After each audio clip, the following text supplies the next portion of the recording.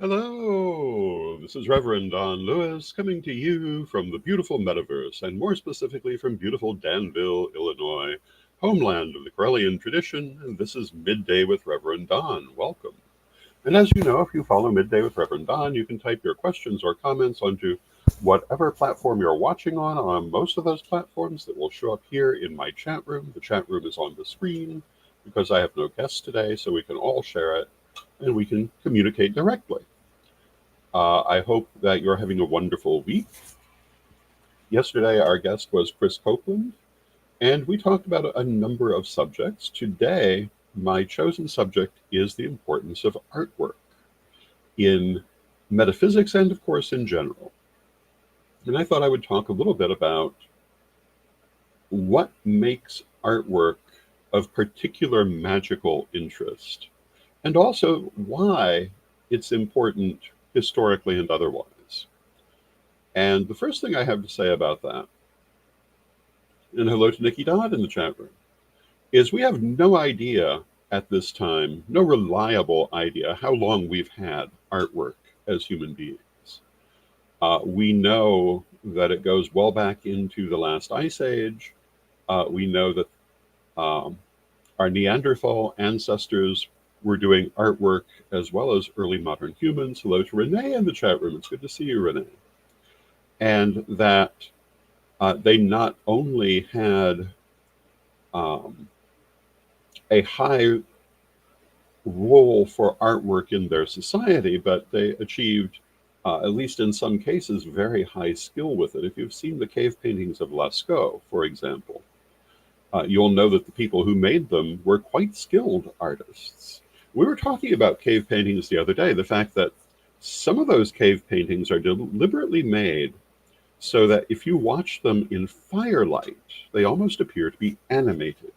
That is to say, that as the light flickers, different aspects of the painting will be emphasized and will make the animals appear to move. And this is why in some of those ancient cave paintings, you'll see the same animal repeated several times in close succession, because as the fire was constantly changing, the different parts of that painting would come into preeminence and it would look like it was moving, which is very ingenious.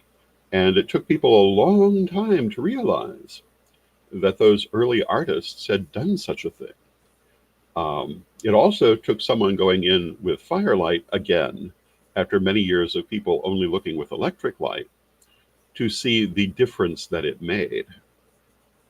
I was talking about how the famous cave painting of Les Sorcières, who's often cited as the earliest example of the horned god, was a source of controversy for some time, once it was realized that the horns are not painted as part of the image. But it was discovered with firelight that, yes, if you're looking at it with firelight, the cracks in the cave wall form the horns. Again, a very advanced artistic technique, if you think about it, using the natural substance as part of the composition. So we've been using artwork well before recorded history, um, many times longer than our recorded history. And we've done a lot of fascinating things with it. What is it that I want to emphasize today? Well, the first thing I want to say about artwork in terms of its importance is we don't, its first importance obviously was magical. If we look at the earliest art we know about, it certainly appears to have served a magical purpose. It was used for image magic. It's generally thought that most of those paintings were to ensure a good hunt. There may have been other purposes we don't know about. We also know that, or we can reasonably guess that those early people um, used, for example, animal skulls in the creation of spiritual guardians for their homes because of how those skulls are placed. And that they attached an importance to the head of a creature or a person, similar to what you see later in the historical period in Europe, where heads were regarded as the seat of the soul and very important, and were often retained to serve as spiritual guardians. This was a practice of the Celts, for example, but it certainly appears to have been a practice of some of those prehistoric people, to judge by the way that certain skulls have been found. This not only shows a huge connection culturally over the course of millennia, but it speaks to the emergence um, of artwork and artistic composition as being directly related to metaphysics. Um, and that we were practicing metaphysics as far back as we can really reliably say what we were doing. Now, the other thing about artwork that I don't think people commonly think about, you don't think about art as having to do with record keeping, but it does. When you make a picture of something, you're also making a record of it. One of the things about those cave paintings is that they give us eyewitness portrayals of animals who in some cases no longer exist, um, such as the famous saber-toothed cat. Um, there are paintings of this creature, and we know from its skeleton that it existed, but it's not a living form of cat. Um, but obviously those paintings weren't necessarily created to be records. But the earliest forms of writing were pictographic in character. That is to say, they used a picture of a thing to represent it, and also to represent ideas that were connected to it. And those earliest forms of writing that we can reliably attest to are cuneiform in Mesopotamia and Egyptian hieroglyphics in ancient Egypt, both of which started out as pictographic systems. And they would be little, relatively simple drawings of different objects or creatures that represented both what they literally showed, but also things associated with them. And that's the beginning of writing. And in my various degree materials, I've talked about the fact that many people regard writing as the origin of ideas of individuality, whereas I tend to think artwork has more to do with the origin of the idea of people as individuals rather than merely embodiments of a certain role. But the two are actually so close together that separating them is almost splitting hairs, because, again, writing began as artwork. What happened to those forms of pictogram, and this happened also with Chinese writing, which also began as pictograms. But over time, they became increasingly simplified. In Mesopotamia, cuneiform began as pictures of things, but over time, it was simplified to more or less straight lines created by the incision of the stylus, or the pen, for want of a better way to put it, into the clay tablets that they wrote on in more or less intricate forms. And this is because they were writing on clay tablets where actually drawing the picture was difficult, but making the incision was easy. In Egypt, on the other hand, they were not writing in clay tablets. They were writing on papyrus paper, or on plaster, or on wood. And they were basically painting their symbols. And so the actual pictograms continue to be used throughout ancient Egyptian history right up until 400 AD, even though over time they came to be understood by fewer and fewer people. But they were very beautiful. And that sort of pictographic writing remained what they did. But at the same time, the writing that ordinary people did went through that same simplification process. And if you look at the written forms of ancient Egyptian that were used in daily life, they moved not to a system of straight lines, but mostly curved lines, which are basically the ancestors of the modern Arabic alphabet, for example, and a number of other Middle Eastern alphabets. And Daniel, hello to Daniel in the chat room, says that they say that record keeping for beer grains started cuneiform. And yeah, I've heard that. I've heard that the origins of writing in general have to do with keeping records of goods being produced. And that is seems to me to be likely. Now, one of the things that I think is very interesting is the temple at Göbekli Tepe in Turkey. If you're familiar with Göbekli Tepe, it's said to be the oldest temple in the world, the earliest physically built temple. Now, I will agree with that only as a freestanding structure, because there are things from that far more remote prehistory that I think certainly couldn't be said to have constituted temples, but they were built within caves. Um, if there was anything built as a freestanding structure earlier than Göbekli Tepe, we do not know about it. But the thing about Göbekli Tepe that is so interesting is how ornate it is, how highly carved all of the elements are. And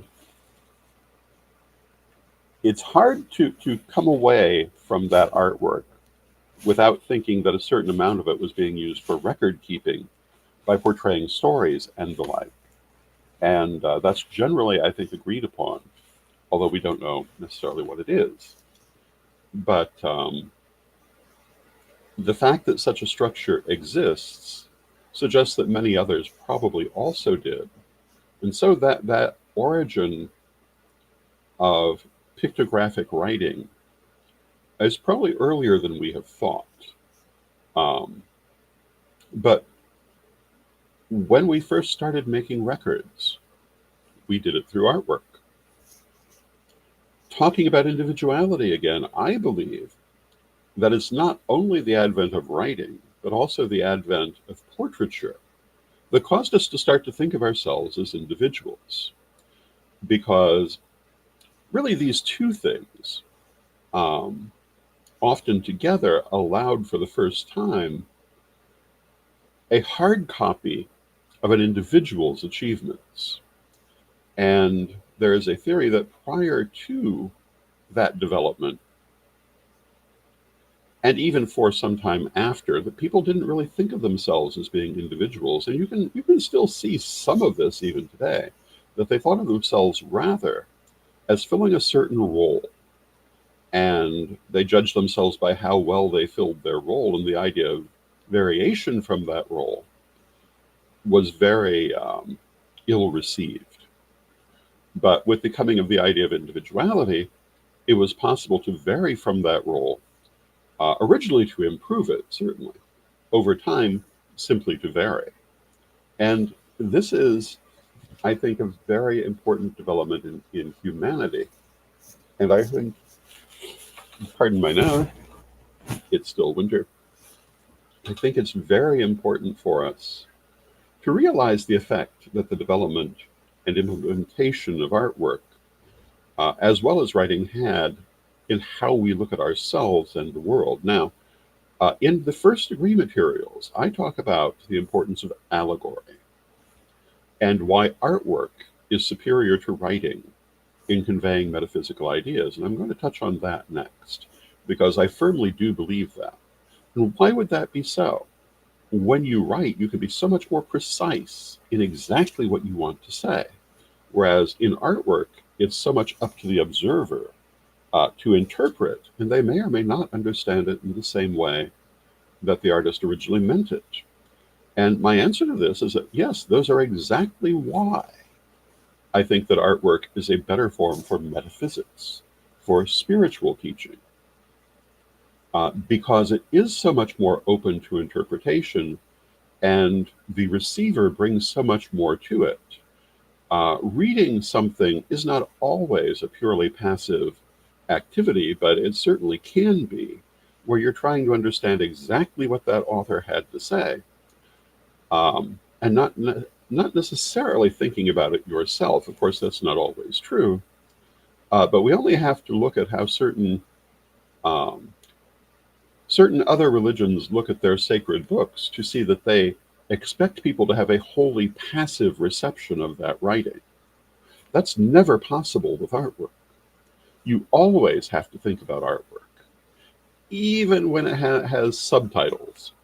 Um, when you look at an ancient piece of artwork and the name of the character is written beside its head, um, there's still all kinds of things that you bring to your understanding of that artwork. And your understanding of what was trying to be said through it can be so much more than the original artist intended. It allows, in my opinion, for a much more dynamic exchange of ideas. Um, and I think that's good. And, I started this week by talking about Lady Bitterwind, who, were she still in the physical world, would now be 80 years of age, which is amazing to me. Um, and thinking how very long I knew this person. Because I was, I think, about 13 when Lady Bitterwind came into my life. But she was an artist, and she was all about the artwork and the symbolism in the artwork. And I learned early on that the symbolism in the artwork is very, very important, and that the symbolism you see and the symbolism the artist intended are not always the same. And that is very important. And it is not, in my opinion, a deficit, but rather a benefit to visual artwork, that you can make more of it than it began as. Um, and also because artwork is not usually intended to be literal in the same way that writing is literal, if you'll pardon the expression. Um,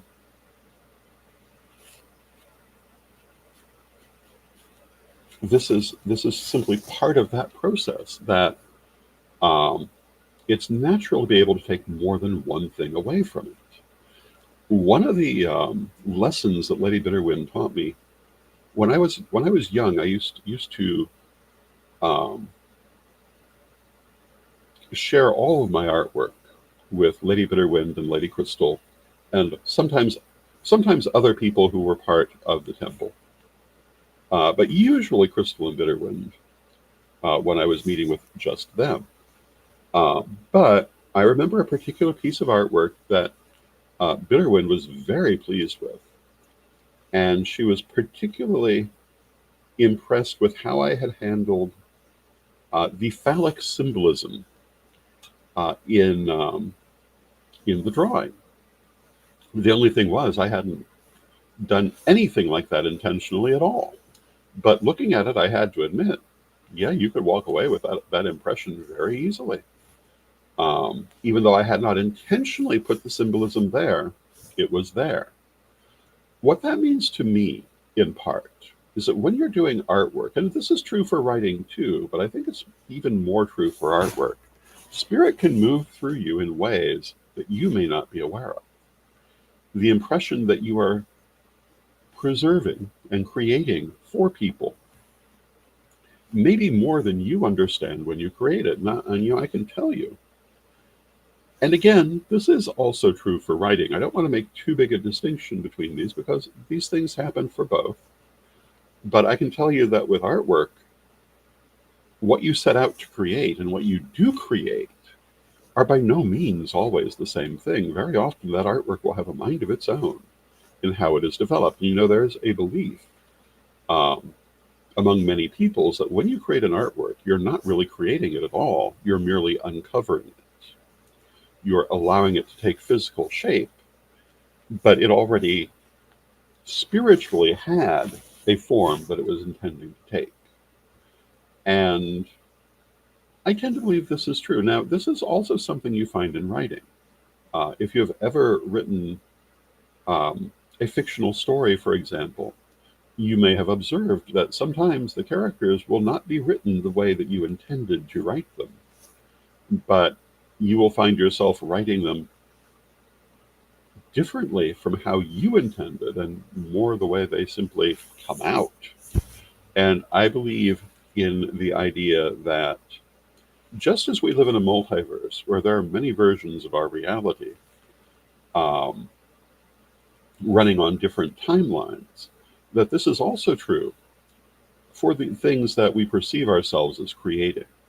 So the various um, stories that people write have their own reality in the astral plane, where the characters are living in their own way and living in many different versions of that story, just as we are. Um, Perhaps someone somewhere is creating our story in the way that we might write a book or draw a picture. And um, I think this is a very interesting thing to think about as an artist in particular, that it isn't just what you are creating, but what you are revealing as you do your work. And I think this is a very fascinating thing. Now, getting back to artwork and metaphysics, I think that it's fair to say that image magic is among the oldest forms of magic, maybe not the oldest form, but among them. And again, we have examples of image magic from well before the dawn of recorded history, and no reason to doubt that they are exactly that. Um, there are people, of course, of other spiritual points of view who will try to portray them as anything else, but I don't think these are reasonable assumptions. When we look at those famous cave paintings of all those animals, the idea that it had to do with how we interacted metaphysically with those herds of animals makes perfect sense to me, especially given the location of the paintings. One of the things about those ancient cave paintings is that they're not in easily accessible places for the most part. There are exceptions, but particularly the animal drawings that I'm talking about, the animal paintings generally are not. Pardon me for a moment.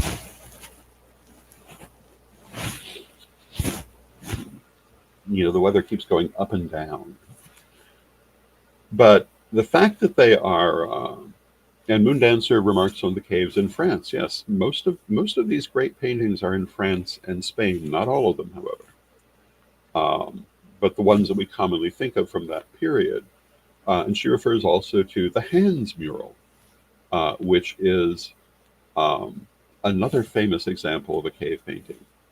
And yes, so many of these were in places that were hard to access, which implies that they were used for spiritual purposes, because why else would you put them in a place that required difficulty to get to? And of course, if you're not familiar with why you would do that spiritually, when we do spiritual work, we often will visualize ourselves moving through a barrier. If you look at historic mythology, um, particularly from tribal peoples, there's often um, phrased that way, but there's also often a point where the protagonist is going through a barrier. Placing them in relatively inaccessible places created that effect of moving through a spiritual barrier. There are certainly much easier places to put that artwork, but we don't find the artwork there for the most part. Um, Now, the Hands mural is interesting to comment upon because if you're not familiar with that, there are actually quite a few examples of ancient artwork showing people's hands on the side of the stone where they have been outlined in ochre. And they put their hand there, blown the ochre around it, and they have a handprint. And hello to Magical Mermaid in the chat room. And exactly what the handprints are meant to commemorate is not clear. Some people think they were a coming of age rite. Some people believe that they were a commemoration of attending important ceremonies, and that during many generations these would have been remembered before they were eventually forgotten. But the most interesting thing that's happened is that when someone really started to look at the hands themselves, they realized that they were almost all clearly the hands of women and children. Whereas some people had earlier thought they were the hands of warriors or what have you, although nothing says they were not women warriors, but they appear to be women and children who left these markings behind. And it's one of those fascinating questions of why they do that. And hello to Lupus Felix in the chat room. And Lupus says, thousands of steps up the mountain to the shrine. Makes sense. And yes, that's exactly the same concept. And Vivian P., hello to Vivian. Vivian says, we have American Indian paintings in Missouri, a lot on outcrop rocks. Shocked they survived, state takes care of them so they don't get weathered or vandalized. Covered with clear plastic with history sign, and I'm very glad they're being well preserved. And yes, people all over the world did these paintings, and some of them were quite accessible, as opposed to those European cave paintings. But there are also inaccessible paintings that we sometimes find everywhere on Earth. And it shows the different ways in which this art was used. I think it's reasonable to assume that in prehistoric Europe, there were also more accessible paintings that simply have not survived. But those that have, I think it's pretty clear they were used for magical purposes. Now, I think it was Magical Mermaid. It's moved, the chat room has moved to where I don't see the comment, but made the comment of loving the story of the painting of Dorian Gray. And this is a remarkably mainstream example of image magic. If you're familiar with the story of the painting of Dorian Gray, the main character, Dorian Gray, has himself painted in his youth as a handsome man, and he makes a wish, or casts a spell, depending on how you look at it, that he should always remain as he looks in the picture. And what happens is that as he goes through life, the picture ages and he does not. The picture shows the various injuries and other things he sustains during his life. He does not. And this is perhaps a very literal example of image magic. It's something one certainly could do to some extent. And Lupus Felix says, we all die. It's what we leave behind. History kept alive by the stories told by the children of the children of the children. Yes, absolutely. And Moondancer says, there are so many of these out west in America that aren't widely known. And she loves that Vivian brought this up. And yes, and these things must be preserved. And as Lupus says, it's what we leave behind that we need to pay attention to. And, you know, we have been talking a lot lately about the Ancestor House Project, the digital dragons, and the preserving of the archives of our community's history. This is going to be very important, and I want to emphasize one of the things that we've just been talking about, the fact that we don't really know what these wonderful artworks were definitely created for. We can imagine what the purposes were, and we can be reasonably confident in some cases, but we don't know. And this will be true for our own legacy if we do not actively preserve it. Things will be forgotten, or they will be misunderstood, and it's important for us to safeguard our legacy, to guarantee it for future generations so that they can build upon it, because each new generation should stand on the shoulders of its predecessors. It should not have to start over by reinventing the wheel, but so often in the metaphysical community, that's what has happened. You know, I asked the other day, who now remembers Iolo Morganwg? If you don't, that is the illustration of the point. Iolo Morganwg was a major Druid revivalist of the 18th century. There were huge revivals of Druidism in the 17th and 18th centuries, some of which are still going, some of which are still going strong. There were other pagan revivals during this period and subsequently. And yet you'll have people telling you this all began in the 1960s, which is nonsense. Or maybe they'll say, well, it all began in the early 20th century. Still nonsense. It all has built, each on the previous level, going back hundreds of years, going back really into antiquity. And it's traceable if you're willing to trace it. What it is not is identical. There are constant evolutions, constant changes, and that's how every society, every community is. And the idea of saying, oh, we changed item X, so we're totally different from everything that came before, is nonsense. We are the continuation of all of these different movements that build into one another. And maintaining the archives of what we have done is important so that the next generation understands that they are not starting something from scratch, but building on long-term activities, which will give them greater confidence and strength, and hopefully greater unity. So this is my message to you for today, and it's time for a word from our sponsors. And why? Because we love our sponsors. So ready to unlock the secrets of the universe? Join me, Rev Don Lewis, for my metaphysical and magic auctions at Gaia Thrift at whatnot.com. Discover fascinating artifacts, mystical crystals, and rare and unusual books that could change your life. Don't miss this chance to bring a little magic into your world. Rev Don's Metaphysical and Magic Auctions, where the extraordinary can become yours.